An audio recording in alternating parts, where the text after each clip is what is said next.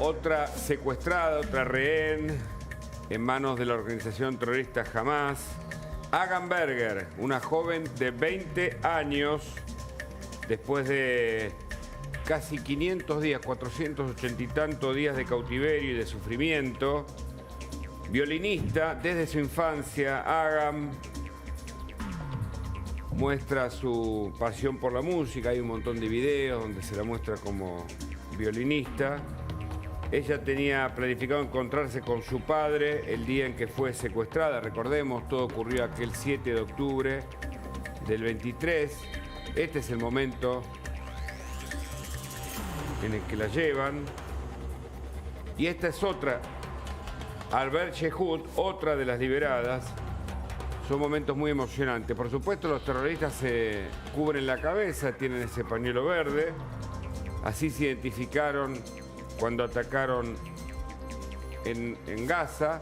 Y aquí vemos a Ronnie Kaplan, el portavoz de las fuerzas israelíes, que cuenta Arbel Shehud, Gadi Moses y 5 trabajadores internacionales ciudadanos tailandeses, confirmando nombres, dice Ronnie Kaplan, están en los vehículos de la Cruz Roja camino a encontrarse con nuestras fuerzas dentro de la franja. La forma en que fueron transferidos a los vehículos de la Cruz Roja muestra a las claras la naturaleza del radicalismo islámico que hubo quien se atrevió a defender en Europa y en las Américas. Hemos entrevistado más de una oportunidad a Kaplan, un hombre que pertenece al ejército del Estado de Israel, conoce los detalles, incluso es una fuente muy importante que dentro de las investigaciones que ellos hicieron detectaron a periodistas de agencias internacionales participando de aquel ataque en el sur de Gaza como parte de los infiltrados de Hamas en este acto terrorista que provocó casi 1.200 muertos. Todavía permanecen decenas de secuestrados y hay argentinos entre ellos. Vemos una nueva liberación que iba a ser el sábado, pero finalmente se adelantó. Gadi Moses, liberado. Ahí lo vemos, el que está, o sea, entre los gorros, el hombre calvo, sí, ahí lo vemos, también liberado.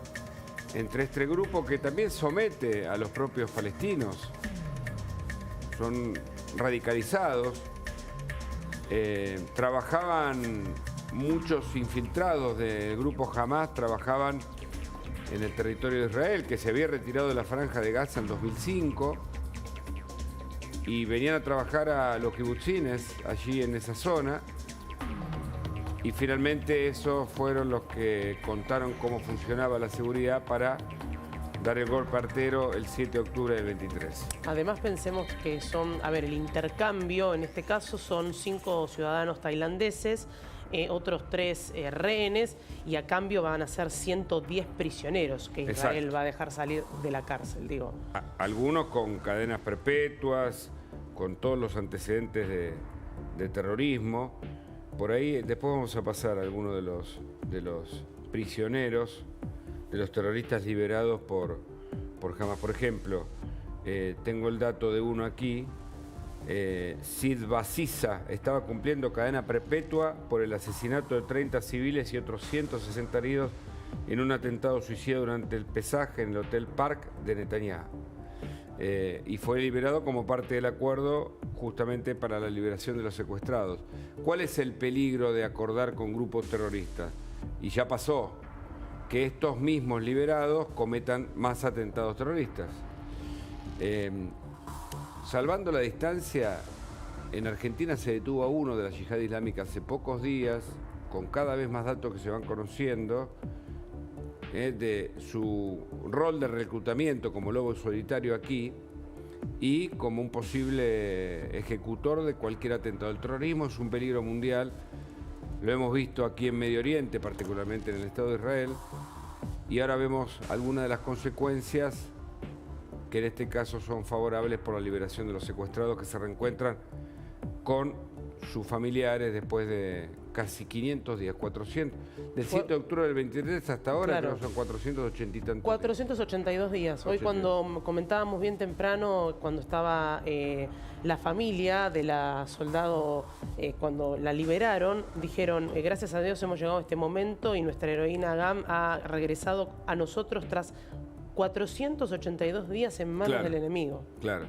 Por eso siempre marcamos que no se trata de un intercambio de rehenes, se trata de la liberación de secuestrados civiles en general y algunos, por supuesto, soldados que estaban custodiando la frontera en puestos del Estado de Israel, versus la liberación de terroristas.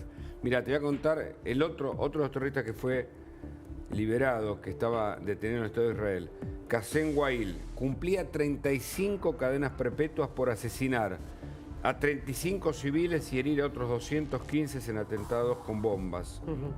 Ataques en Jerusalén, un club nocturno también en la Universidad Hebrea de Jerusalén. Y esto fue parte del acuerdo, muchísimos liberados terroristas, en este caso de parte de Israel, en este acuerdo que incluye un cese del fuego para que justamente sus familias en Israel puedan recuperar a los secuestrados por Hamas. Y además hay un tema importante que vos decís, lo del cese al fuego va por fases, va por etapas. Exacto. Entonces hasta el momento vos la primera fase, ahí estamos escuchando parte de los audios, las imágenes son realmente impactantes, pero Hamas tenía previsto liberar un total de 33 rehenes, incluyendo mujeres, niños, adultos mayores. Días, exactamente, y hombres enfermos o heridos. Digo, no estamos hablando de personas que están en situación crítica, estamos hablando de niños, a cambio de casi 2.000 prisioneros palestinos.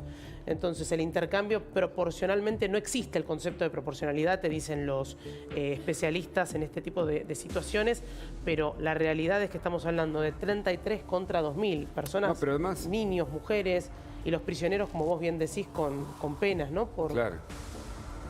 Pero además, claramente, por ejemplo, escribí en La Nación la historia de Aviva Seigel, a quien entrevisté. Tiene a su marido metido en un túnel 40 metros bajo tierra todavía, y ella estuvo ahí.